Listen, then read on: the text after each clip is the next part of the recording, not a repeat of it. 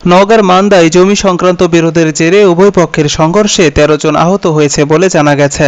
মঙ্গলবার সকালে উপজেলার ১৪ নং বিষ্ণুপুর ইউনিয়নের পাড়ইটুঙ্গি গ্রামের গায়েনপাড়ায় এই ঘটনা ঘটে। এই ঘটনার প্রতিকার চেয়ে উভয় পক্ষের লোকজন থানায় মামলা দায়ের করেছেন।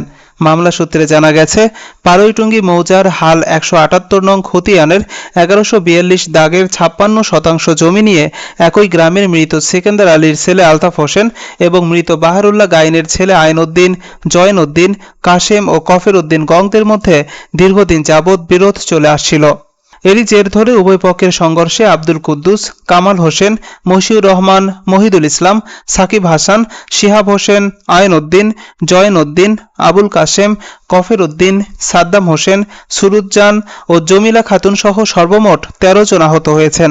পরবর্তীতে স্থানীয়রা গুরুতর আহতদের উদ্ধার করে মান্দা উপজেলা স্বাস্থ্য কমপ্লেক্সে ভর্তি করে দিয়েছেন। বর্তমানে তারা চিকিৎসাধীন অবস্থায় রয়েছেন। মান্দা থানার ওসি তদন্ত আব্দুল গনি বলেন, এই ঘটনায় প্রতিকার চেয়ে পাড়ইটুঙ্গি গ্রামের মৃত সেকেন্দার আলীর ছেলে আলতাফ হোসেন এবং একই গ্রামের আবুল কাশেমের ছেলে সাইফুল ইসলাম বাদী হয়ে মঙ্গলবার রাতেই দুটো মামলা দায়ের করেছেন। উভয়ের দায়েরকৃত মামলায় তদন্ত সাপেক্ষে প্রয়োজনীয় আইনানুগ ব্যবস্থা গ্রহণ করা হবে। এবং এখনও সেই অনুযায়ী আমরা হাল চাষ করে খাচ্ছি। এবং রিসেন্টলি আমরা এই আমন ধান চাষের জন্য একজনকে আমরা বর্গা দিই। বর্গাধার হচ্ছে মোহাম্মদ মহিদুল ইসলাম।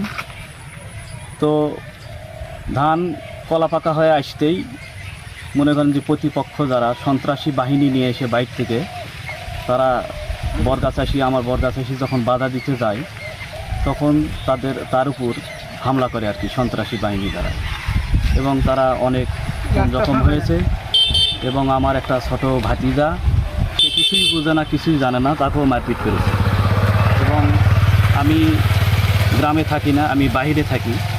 আমি আর একটা সুষ্ঠু তদন্ত সাপেক্ষে আমি বিচার দাবি সাংবাদিকের মাধ্যমে দেখি তারা জোর করে ধান কাটে।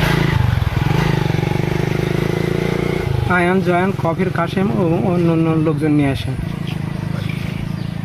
এখন জমেলা যখন মানা করতে গেছে তখন প্রতিপক্ষরা আসা ওর উপরে মারপিট করলো, লেগে দিচ্ছে।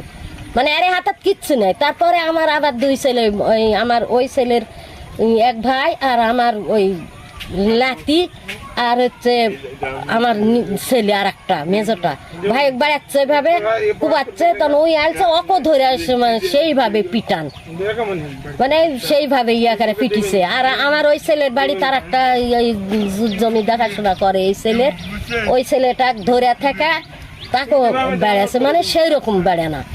আর এখান থেকে রক্ত ঠুসাত করে মেয়ে মানুষেরা লিয়া গেল, লাঠি টাটি থুয়া খানিক গেছিল, ওরাও কাড়ে ছিঁড়ে লিয়া গেছে আমার এই পক্ষের, ওরা আসে। আমরাই লাগাইছি, বর্গা দিছি, বর্গাদার সেখানে বাধা দিতে যায়, বর্গাদারকে তারা হাসে লাঠি এগুলো চার্জ করে তাদের মানে খুব রকমের পথে রক্তপাত বা রকমের দিকে লেগেছে। সবাই মেডিকেল বলে আর পরে গেল, সেটা তো আর এখন